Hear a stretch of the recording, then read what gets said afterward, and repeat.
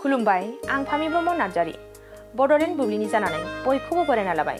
दिनै 14 जानुवारि 2024 नोंथांमोननो बड'लेण्ड बुब्लिया दिनैनि साना मा मानि थाखाय मिथिजायो एबा दिनैनि सानाव मा हाबाफारि फालिनाय जायो नोंथांमोननो फारि फारि बड'लेण्ड बुब्लिया फोरमायगोन। दिनैनि सानखौ वर्ल्ड लजिक डे एबा बुहुमनां जुक्ति सान महरै फालिनाय जायो। बे सानखौ बोसोरफ्रोमबो 14 जानुवारियाव फालिनाय जायो।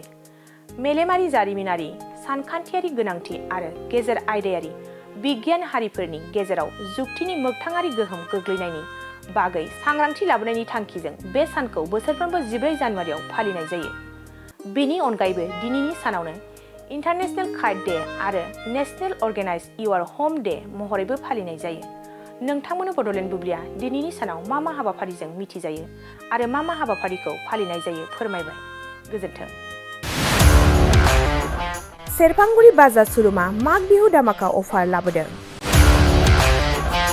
क'क्राझार जिल्ला सेरफांगुरियाव थानाय फुंखा एन्टारप्राइज बाजार श'रुमा 14 जानुवारिनिफ्राय 31 जानुवारिसिम माग बिहु दामाका अफार आरो एक्सचेन्जनि खाबुफोर होगासिनो दङ।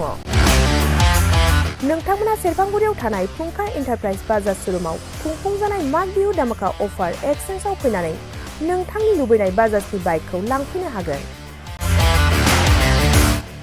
बाजाजनि बाइक सालायनो मोजां मोनग्रा रायजो राजाफोरनो फुंखा एन्टारप्राइज बाजार श'रुमा लोगोसे मोजां अफारफोरबो लाबोदों। बेफोरनो जाबाय 90% लन, गंनै हेलमेट फ्रि, केस होनानै बाइक बायगिरिफोरनो 1000 रां केसबेक हरफिननाय जागोन आरो माग बिहु दामाका अफार एक्सचेन्जजों लोगोसे बाइक बायगिरिफोरनो गांसे ब्लेंकेट फ्रि हरफानाय जागोन।